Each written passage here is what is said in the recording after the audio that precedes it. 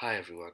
Today I wanted to discuss what I believe are some of your best options when considering your first luxury watch purchase.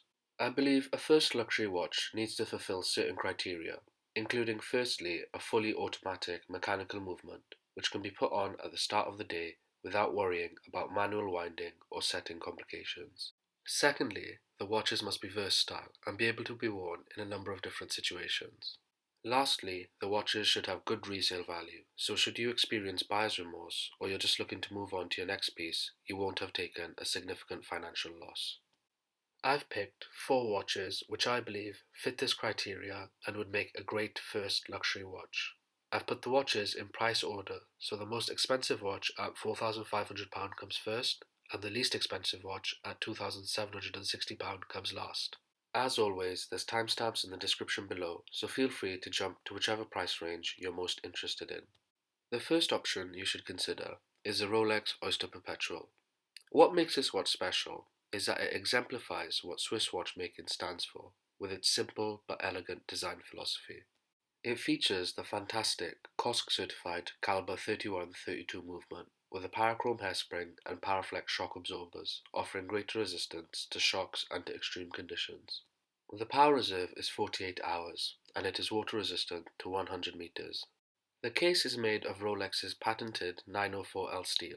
The watch has the Oyster bracelet and the Oyster clasp, but does not have the easy adjustment mechanism found on other Rolex models. The hands and hour marker surrounds are made of 18-karat white gold. The Oyster Perpetual comes in 5 dial colors, including white, blue, red grape, dark rhodium, and black. The Oyster Perpetual is a great, versatile piece. Its resale value is currently higher than the retail price, which is £4,500. This is fantastic news if you are looking to add this to your collection and your local dealer has it in stock. It's certainly one you should consider as your first luxury piece. The Omega Seamaster is another great option. The reason I love this watch is because I grew up watching Pierce Brosnan playing James Bond whilst wearing this iconic piece. Since then, the Seamaster has been greatly improved. It currently houses the METAS certified Master Chronometer caliber 8800. This movement is truly one of the best you'll find on this list. It's anti-magnetic to 15,000 Gauss and water resistant to 300 meters. It also has a 55-hour power reserve. The case is made up of 316L stainless steel. There is also a helium escape valve located at the 10 o'clock marker. Unlike all the other watches on this list, the Seamaster features a display case bag. This watch comes with either a rubber strap or a stainless steel bracelet. However, given the choice, I would definitely go for the stainless steel. The reason being, one of my favourite things about this watch is how distinctive the steel bracelet is. It's almost synonymous with the watch itself. The dial comes in silver, blue, white and black, all featuring the classic wave pattern in the background.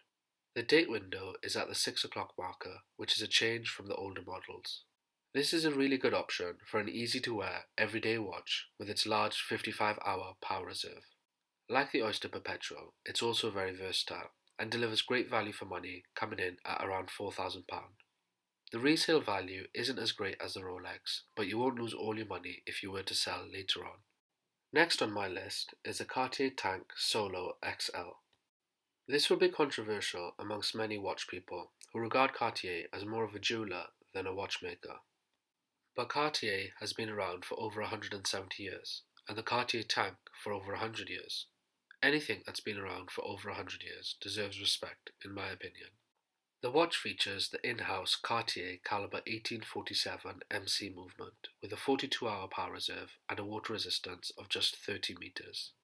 The 31 by 42mm case is made of highly polished stainless steel with a distinctive beaded crown set. The strap comes in black and is made of grained calfskin with a hefty steel double adjustable folding buckle.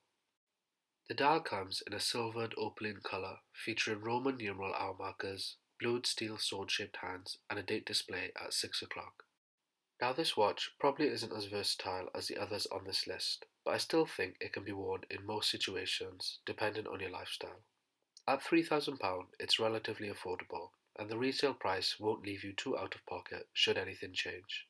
You should definitely consider this, particularly if you want something that's a little different and will stand out. The final watch on my list is a Tudor Black Bay 58. Released in Baselworld 2018, it's probably been one of the most talked about watches since. It embodies the mid-century nostalgic ideal of a dive watch, which has long since been replaced by bigger and arguably uglier pieces. The watch is powered by the in-house COSC-certified Tudor Caliber MT5402. It has a massive 70-hour power reserve and is water-resistant to 200 meters. The case is made up of 316L stainless steel. Unlike most modern dive watches, the Tudor does not feature crown guards, which I actually really like. The main feature of the dial is pink gold. The Tudor logo, the text, the chapter ring, the hour marker surrounds, the hands, and the bezel markings are all a warm shade of gold. This is nicely contrasted against the black backdrop and the snowflake hands, and is somehow completed by the red triangle which sits on the bezel atop the dial. This is a very special watch, which I also think is very versatile and easily wearable with its 70-hour power reserve. Resale value is very attractive, with few on the market and most of those hovering at or just below retail, which currently sits at £2,760. In conclusion, I think these are all great watches, and you'd struggle to go wrong with any of them. They each have their own special factor: the simplicity of the Rolex, the coolness of the Omega, the elegance of the Cartier, and the nostalgia of the Tudor. If you were only able to choose one on the list, what would you pick? Let me know below. Thanks for watching my video. Please like and subscribe if you enjoyed. All the best, Rashid.